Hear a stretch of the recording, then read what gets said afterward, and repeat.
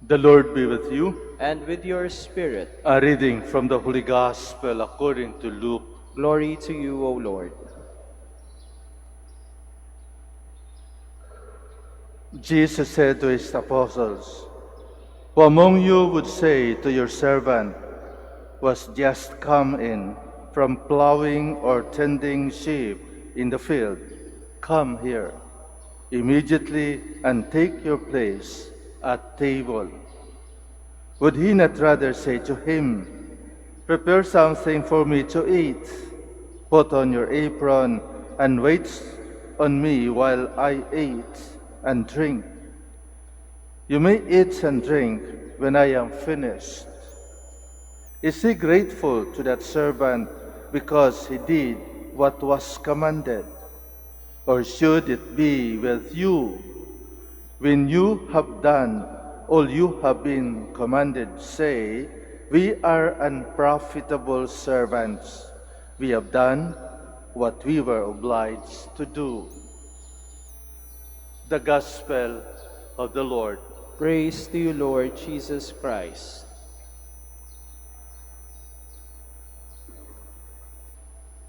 Utang na loob, gratitude. Sa Pilipino, ang utang na loob ay mayroong dalawang effects.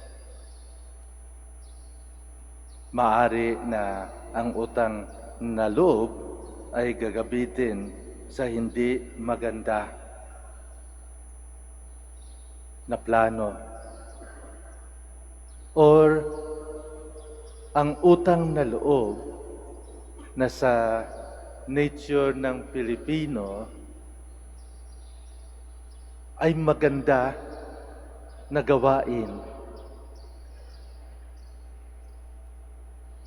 Itong dalawang paggamit ng utang na loob ay binibigyan ng diin ang isang voluntaryo, freedom, kalayaan ng isang tao. Kapag gamitin natin ang utang na loob sa hindi maganda, we are using utang na loob as a way of corruption or using utang na loob for one's entitlement. Lalong-lalo na kapag may kailangan tayo sa tao at walang kakayahan na ibibigay.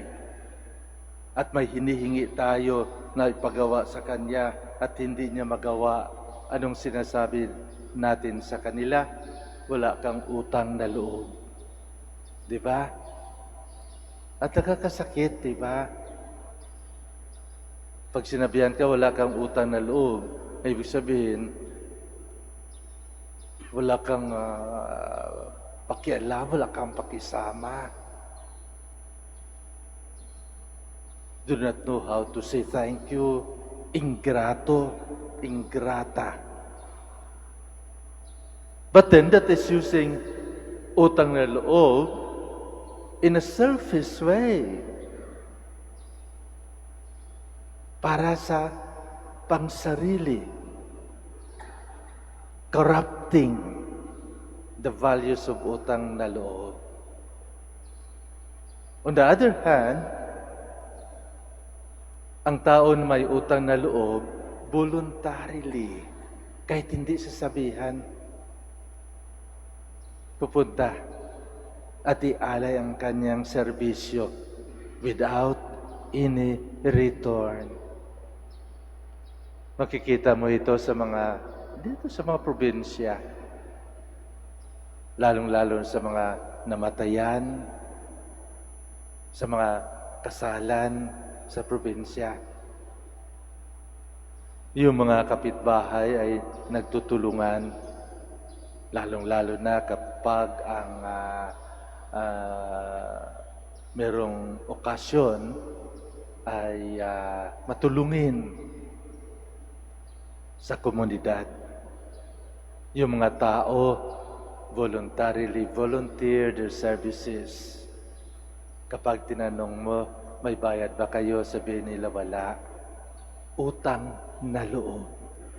Utang na loob. Kapag tayo ba magbigay, are we expecting thank you? Are we expecting thank you? We should not. Don't expect any return. Or else, if we are expecting something, a return, kahit nagbibigay tayo, we're like beggars. Nagpapakalimos. Why? Because we're expecting something. We're expecting something na kapag hindi maibigay, tayo ay nagagalit. Ang ibig sabihin lamang, kapag bigay tayo, nakasama yung lastiko, may tali. It is not a true giving. It is not a voluntary giving, but rather pakitang tao lamang. After all, if you think about what we have, they are not ours. Binigyan lang tayo ng pagkataon na maggamit o gumamit ng mga ito. Dahil hindi naman talaga tayo may-ari niyan. Nanggagaling yan lahat sa Diyos. Kaya yung mga tao na nagbibigay anonymously, ayaw magpakilala. At yung mga nakatanggap kung saan nanggaling hindi nila kilala, ayun ang pinakamagandang aksyon sa buhay natin. Dahil sa nagbigay na ayaw magpapaalam kung sino siya, alam niya na ang kanyang binibigay ay galing sa Diyos. At instrumento lamang siya ng Diyos sa kanyang generosity. At yung nakatanggap na hindi alam kung kanino galing ang kanyang natanggap, ay nagpapasalamat sa Diyos. Nagpapasalamat sa Diyos. At ito lahat dahil nanggaling sa Diyos. Sa mga panahon na ito, sa buwan ng Nobyembre, ang Archdiocese ng Lingay Dagupan ay naglulunsad ng kanilang programa tungkol sa pananabangan.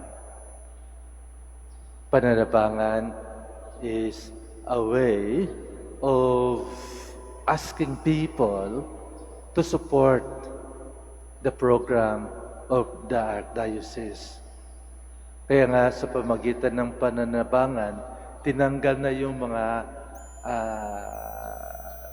tithes or rather yung mga bayad sa mga sakramento.